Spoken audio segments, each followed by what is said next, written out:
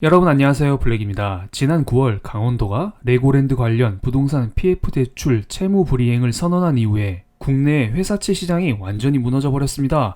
이 부분은 저도 영상을 통해 여러분께 여러 번 다뤄드렸습니다. 그런데 요즘 들어 회사채 이야기가 잠잠합니다. 이제 다 끝난 것일까요? 아니면 우리도 모르게 조금씩 경제를 갉아먹는 중일까요? 이번 영상에서는 이 부분에 대해 체크하면서 앞으로 어떠한 것을 주의 깊게 봐야 할지 확인해보는 시간을 갖겠습니다. 한국은 작년부터, 미국은 올해 3월부터 기준금리를 올리기 시작했습니다. 한국의 10년물 국채금리는 이러한 글로벌 금리 인상 사이클에 맞춰 꾸준히 오르고 있었습니다. 일반적으로 국채금리라는 것은 투자자가 나라에 돈을 빌려줄 때 받을 수 있는 이자입니다. 그렇다면 회사에 돈을 빌려줄 때 받을 수 있는 이자인 회사채 금리는 국채 금리보다는 당연히 높게 형성될 것입니다. 그래서 제가 국채 금리와 회사채 금리를 동시에 표기된 자료를 가져왔습니다. 빨간색이 회사채 금리이고 파란색이 국채 금리입니다. 우량한 회사채 금리가 국채 금리 대비 1% 정도 높게 형성되어 있습니다. 그런데 여기에서 9월 말 레고랜드 사태가 터지자 국채 회사채 금리가 모두 급등해버린 게 눈에 확 띌 거라 봅니다. 물론 여기에는 연준의 강한 금리 인상 정책도 한몫했고요. 일반적으로 금리가 오른다는 것은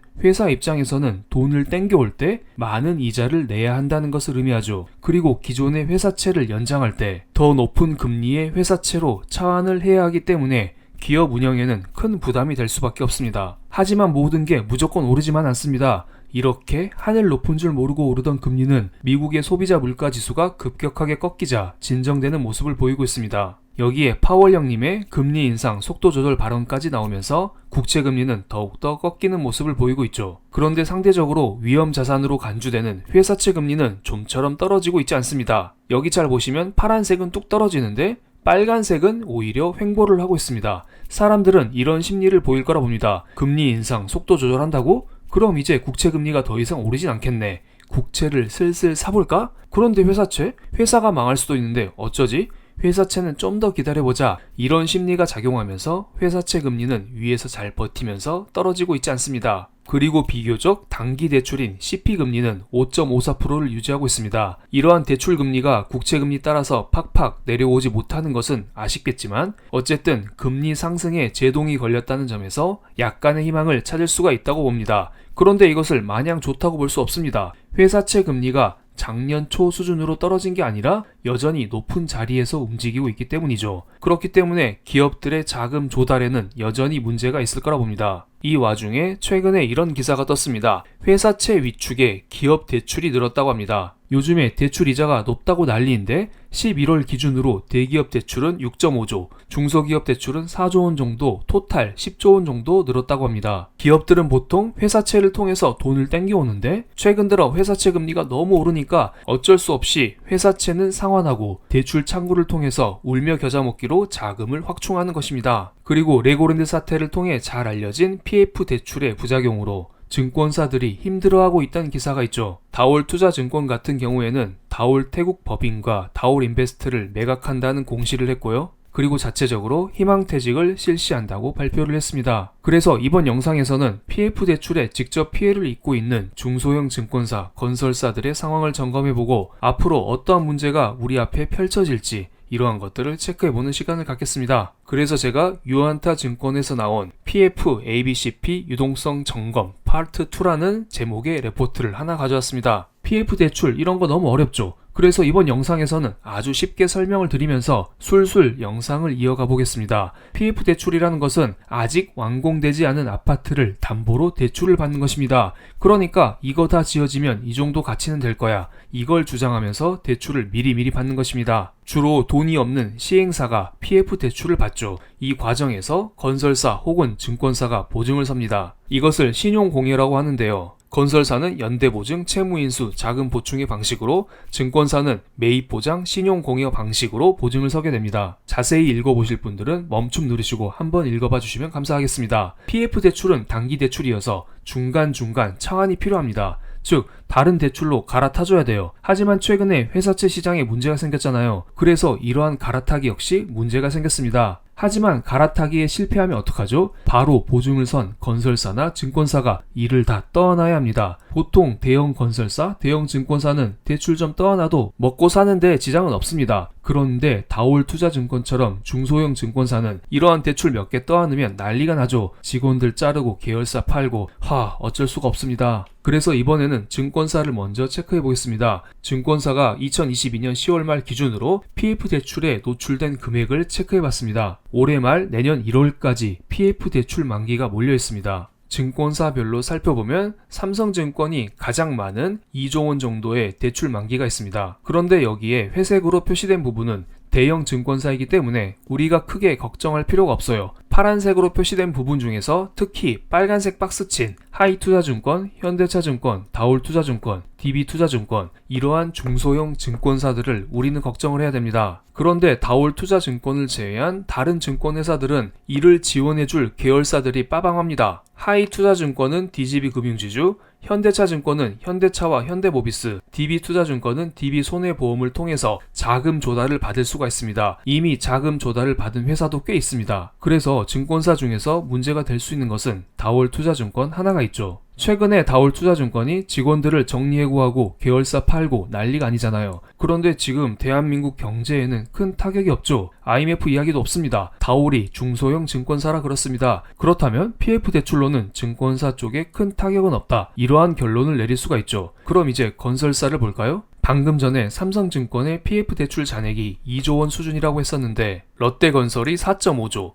현대건설이 2.5조. 건설사의 PF 대출 스케일은 장난이 아닙니다. 레벨우가 다르죠. 아무래도 건설사는 직접 아파트를 짓는 곳이다 보니 신용 공여에 상대적으로 많이 얽혀 있다고 봅니다. 이 중에서 PF 대출 잔액이 가장 많은 롯데건설만 보겠습니다. 증권사들 대부분이 작년 말 올해 1월 달까지 대출 만기가 몰려있는 것에 비해서 롯데건설의 PF 대출 만기는 내년 5월까지 매년 8천억 정도 골고루 잡혀 있습니다. 갚아야 할 돈이 어마어마하게 많습니다. 물론 대부분 차환을 통해서 해결하려고 노력하겠지만요. 그리고 롯데건설의 현금성 자산 규모도 2022년 3분기 기준으로 8천억 수준이라 수조 원의 PF 대출을 갚기에는 무리가 있죠. 하지만 롯데건설은 친구가 많아요. 이미 여러 계열사를 통해서 수조 원의 돈을 땡겨온 상태입니다. 그런데 이걸로도 부족할 수가 있습니다. 하지만 여기 나와 있는 롯데건설의 계열사들의 자금 상황은 꽤 좋은 편입니다. 그리고 여차하면 유증을 통해서 자금을 땡겨올 수 있기 때문에 롯데건설로 인해서 대한민국이 망한다? 이럴 가능성은 조금 낮아 보이는 것은 사실입니다. 롯데건설이 망하니 씨름하는 동안 최근에 희망적인 소식이 하나 들려왔습니다. 그동안 시중에 자금을 빨아오던 한국전력의 회사채 한전채가 4.8%에 발행되었다는 소식입니다. 10월, 11월만 해도 한전채가 5%대에 발행되고 있었거든요. 그리고 회사채는 한때 15%씩 했었잖아요. 하지만 요즘에 국채금리가 먼저 내려가면서 한전채 금리 역시 따라서 내려가는 중입니다. 그렇다면 회사채 금리 역시